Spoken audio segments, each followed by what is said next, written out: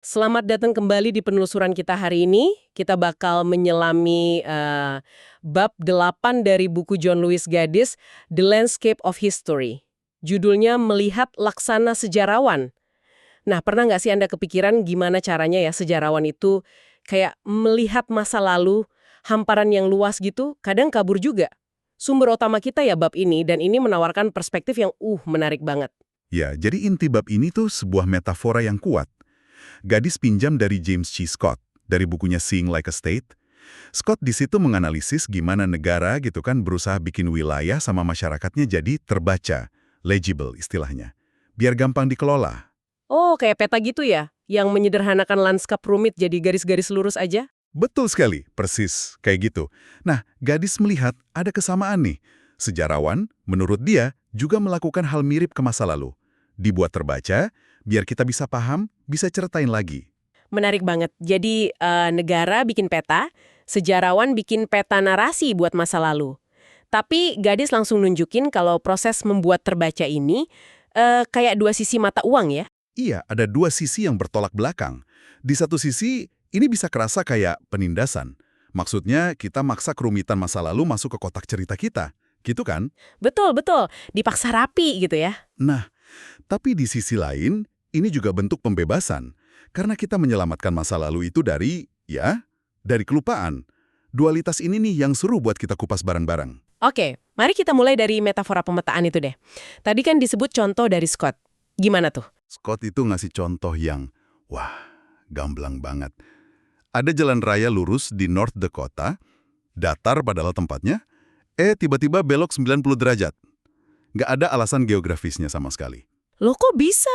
Kenapa gitu? Ternyata, jalan itu dipaksa ngikutin batas township. Jadi garis kaku dari survei pemerintah. Lanskap alaminya diabaikan aja demi keteraturan administratif. Coba bandingin sama High Street di Oxford. Melengkung indah, gitu kan? Itu ngikutin jalur alami ternak nyebrang sungai berabad-abad lalu. Jauh sebelum ada tata kota modern. Jadi jelas ya bedanya. Yang satu dipaksa teratur, yang satu organik ngikutin alam. Berarti negara maksain grid ke lanskap buat kontrol. Dan sejarawan maksain narasi ke masa lalu biar bisa diceritain. Kira-kira begitu paralelnya. Kita sebagai sejarawan, atau siapapun yang cerita sejarah, pasti memilih, menyusun, ngasih struktur ke peristiwa yang aslinya mungkin kacau balau.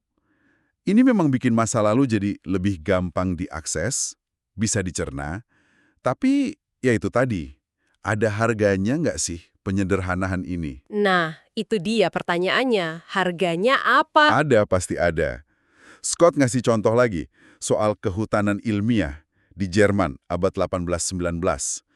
Waktu itu, mereka pengen memaksimalkan hasil kayu jangka pendek. Terus gimana caranya? Ya, mereka tanam pohon yang sejenis aja, dalam barisan yang rapi banget kayak tentara gitu. Hasilnya, hutan monokultur ini ternyata jadi rentan banget sama penyakit, dan dalam jangka panjang malah kurang produktif. Wah, Iya, jadi ekosistem yang aslinya kompleks, beragam, itu dikorbanin cuma demi keteraturan semu.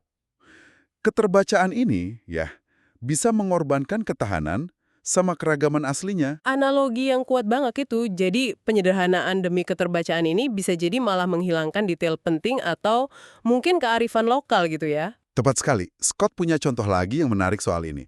Pondok abad ke-15 di Oxfordshire. Letaknya kelihatan rendah, tapi anehnya, pas banjir besar, pondok ini selalu kering. Selalu kering. Padahal rendah. Iya. Sementara rumah-rumah modern sama rel kereta abad ke-19 di dekatnya malah kelelep. Ternyata pembangun kuno itu punya pengetahuan lokal soal pola air. Sesuatu yang udah hilang sekarang, tergantikan sama standar bangunan modern yang mungkin kurang peka sama konteks lokal. Jadi upaya bikin sesuatu terbaca standar itu seringkali berarti ngabaikan nuansa, ngabaikan pengetahuan yang tersembunyi ya. Bisa jadi begitu. Dan ini membawa kita ke sisi gelapnya representasi sejarah. Gimana dia bisa terasa menindas masa lalu. Yang pertama ya jelas, penyederhanaan itu sendiri. Iyalah, realitas masa lalu kan kompleksnya minta ampun, tak terbatas. Betul, nggak mungkin sejarawan mereplikasi semuanya. Jadi mau nggak mau kita milih, nyusun, motong-motong, akhirnya kan jadi versi yang lebih jinak. Versi yang dijinakan. Oke, terus? Nah, versi jinak inilah yang kemudian bersaing, bahkan bisa menggantikan ingatan langsung para pelakunya sendiri. Gadis cerita pengalamannya waktu masih muda. Sering diprotes negarawan senior. Diprotes gimana? Ya, mereka merasa pengalaman hidupnya direduksi, disalahpahami sama si sejarawan muda ini. Mereka bilang, Anda mana mungkin tahu rasanya. Saya ada di sana, Anda waktu itu masih anak kecil gitu. Ada ketegangan antara pengalaman nyata sama narasi sejarahnya. Wah, ini kayak dilema abadi sejarawan ya. Gimana kalau tokoh yang kita tulis tiba-tiba bangkit terus bilang, bukan gitu ceritanya. Gadis ngutip beberapa contoh keren soal gimana representasi bisa begitu kuat sampai ngalahin kehendak subjeknya. Ingat Winston Churchill? Oh ya, yang soal potret itu ya? Betul, yang dia benci banget potret dirinya karya Graham Sutherland, dianggapnya bikin dia kelihatan tua, lemah. Saking bencinya, potret itu sampai dibakar loh sama istrinya. Gila ya, kekuatan representasi. Atau Nikita Khrushchev, dia kan nyebut seni Ernst Zvezny itu kotoran anjing, kasar banget.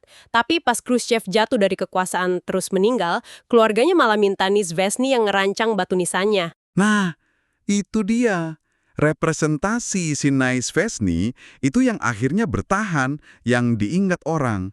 Ini nunjukin betapa dahsyatnya kekuatan representasi dalam membentuk memori kolektif. Kadang ya, melampaui kekuatan tokoh itu sendiri pas masih hidup. Filsuf sejarah R.G. Collingwood malah bilang, pikiran kita sendiri aja pas mencoba memahami realitas, itu secara inheren merusaknya. Karena menghilangkan kelangsungan pengalaman itu. Merusak maksudnya? Ya, saat kita mikirin sesuatu, kita kan mengolahnya, mengkategorikannya.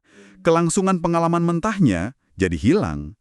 Nah, sejarawan pas merekonstruksi masa lalu biar bisa dipahami, itu secara tak terhindarkan melakukan semacam kerusakan juga pada keaslian pengalaman demi aksesibilitas. Kayak ngurung masa lalu dalam kerangka narasi kita. Ya oke, paham. Itu sisi penindasannya. Cukup kelam juga ya kalau dipikir-pikir, tapi kan tadi dibilang ada sisi pembebasannya juga. Nah gimana tuh sejarah bisa membebaskan? Ada beberapa cara penting nih. Pertama, yang paling dasar banget, sejarah itu membebaskan subjeknya dari ancaman kelupaan total. Lenyap ditelan waktu.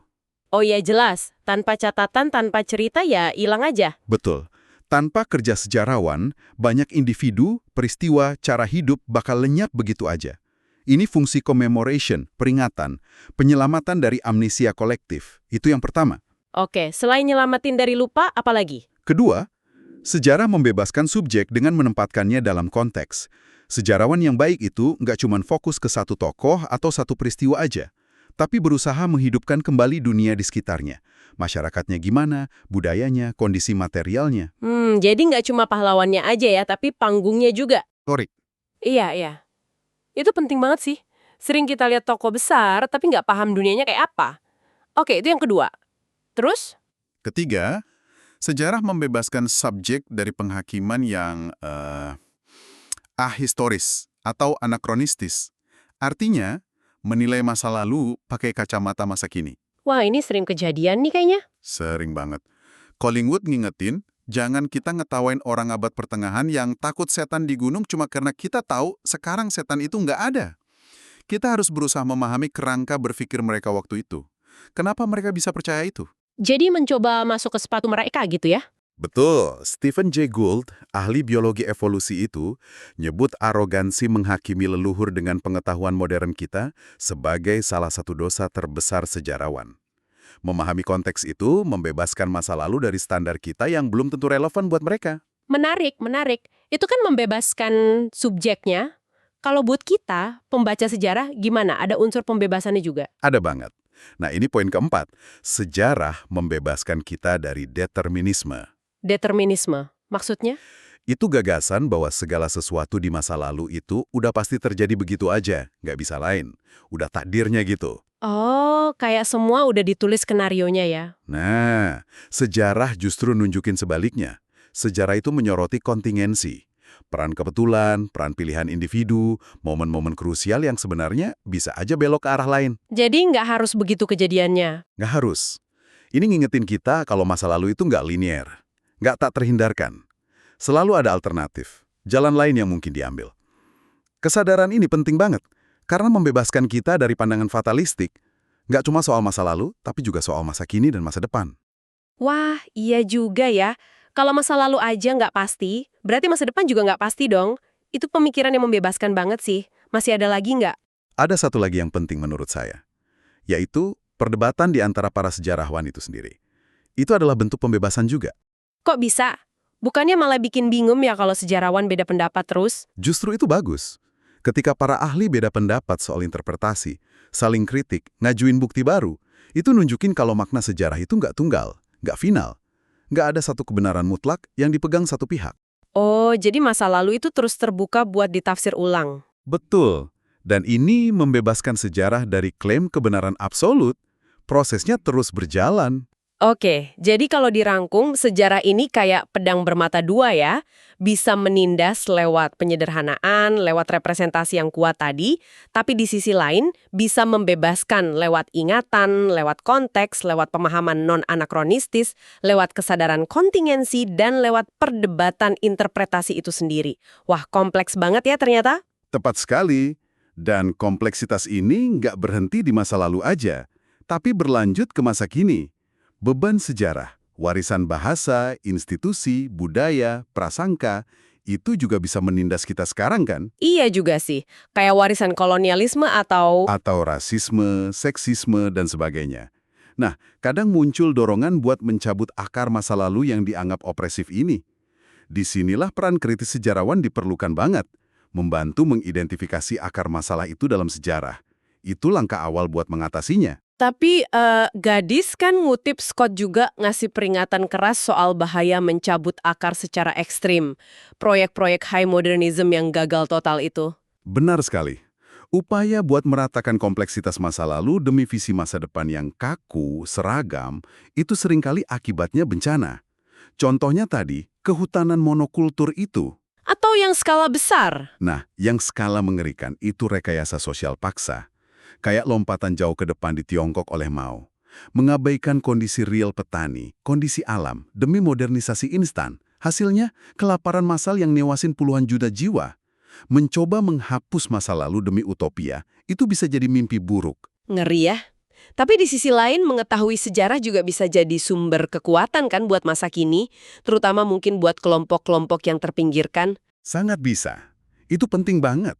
Misalnya, mengetahui sejarah perjuangan kelompok minoritas, sejarah gerakan perempuan, atau sejarah kaum buruh. Itu bisa ngasih rasa identitas, solidaritas. Bisa mematahkan perasaan terisolasi atau perasaan sendirian. Memperdayakan gitu ya? Iya, memberdayakan perjuangan di masa kini. Ada kutipan bagus dari sejarawan Appleby Hunt dan Jacob. Justru apa yang tidak Anda ketahui tentang masa lalu yang bisa menyakiti Anda. Jadi pengetahuan sejarah itu bisa jadi alat pembebasan yang kuat. Oke, jadi kalau gitu, di tengah tarikan antara menindas dan membebaskan ini, apa dong sebenarnya tujuan sejarah menurut Gadis? Cari menangnya siapa gitu? Bukan soal menang kalah sih. Gadis lebih menyarankan tujuannya itu mencapai semacam keseimbangan yang sehat. Kita butuh aspek penindasan, dalam arti positif ya, struktur naratif biar bisa belajar dari pengalaman, keteraturan biar bisa dipahami. Oke, struktur itu perlu. Perlu.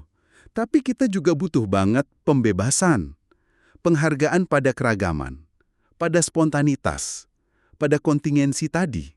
Dan pada kemungkinan-kemungkinan baru yang muncul dari pemahaman mendalam soal masa lalu. Ini ngingetin saya sama analogi identitas individu deh. Kita kan nggak mau terbelenggu sepenuhnya sama masa lalu kita, terkungkung gitu. Tapi kita juga nggak mau jadi kayak pasien amnesia total yang diceritain Oliver Sacks itu. Yang kehilangan jangkar identitas karena nggak punya ingatan sama sekali. Persis. Perlu keseimbangan antara kontinuitas dan kemampuan buat beradaptasi. Nah, itu dia. Dan keseimbangan ini, kata Gadis, berlaku juga di tingkat masyarakat. Kesadaran historis kolektif yang sehat, yang menghargai kompleksitas dan keragaman, kayak ekosistem hutan yang subur tadi, bukan monokultur, itu vital banget buat masyarakat yang bulat, yang waras, yang tangguh. Dan kesadaran ini nggak otomatis ada ya? Enggak. Justru harus dirawat, dipelajari, diajarkan. Disinilah peran sentral sejarawan sebagai pengajar, sebagai penjaga memori kolektif, jadi krusial banget. Mari kita balik lagi ke metafora visual di awal buku Gadis deh. Pengembara di lukisan Caspar David Friedrich itu loh. yang berdiri di puncak gunung, membelakangi kita, natap lautan kabut. Oh ya, yang ikonik itu. Atau Viola di akhir film Shakespeare in Love. Dia jalan ke pantai, sama membelakangi kita juga. Kita kan sering asumsi mereka itu lagi natap masa lalu. Tapi, gimana kalau sebenarnya mereka lagi natap masa depan? Kabutnya kan bisa sama tebelnya tuh. Nah, gadis dengan cerdiknya pakai ambiguitas ini buat ngomongin soal pengajaran. Mengajar itu kan pada hakikatnya orientasinya ke depan. Ke masa depan murid ya? Iya, guru dalam arti tertentu menindas murid dengan tugas, dengan ekspektasi, tapi sekaligus membebaskan mereka dengan ngasih pengetahuan, ngasih alat buat bernavigasi di masa depan. Oke. Ada penindasan positif gitu ya? Bisa dibilang gitu. Sebaliknya juga, murid bisa menindas guru, bikin capek meriksa tugas misalnya. Tapi mereka juga membebaskan guru dari rutinitas, dari kepongahan mungkin, dan bikin guru tetap mudah secara intelektual. Ada dinamika timbal balik yang menarik di situ. Wah, hubungan guru-murid jadi cerminan tegangan antara penindasan dan pembebasan itu sendiri ya. Jadi pas kita belajar sejarah nih, sebenarnya kita lagi lihat ke belakang atau lagi nyiapin diri buat ke depan sih? Mungkin, ya, dua-duanya sekaligus. Mungkin inti dari kesadaran historis yang sejati itu ya hidup dalam tegangan produktif ini. Antara belajar dari struktur masa lalu yang kadang kerasa menindas, dan merangkul kemungkinan masa depan yang kerasa membebaskan. Hidup dalam tegangan itu ya. Berarti ini ninggalin satu pertanyaan buat kita semua renungkan nih. Kalau kita terus bergerak dalam lanskap berkabut ini ya, antara tarikan masa lalu dan masa depan, antara keteraturan dan kebebasan, di mana ya kita bisa nemuin kebijaksanaan, kedewasaan, atau bahkan mungkin cinta kasih dalam hidup? Pertanyaan yang dalam dan layak direnungkan terus-menerus. Sampai bertemu lagi di penelusuran kita selanjutnya. Tetaplah bertanya, tetaplah menggali.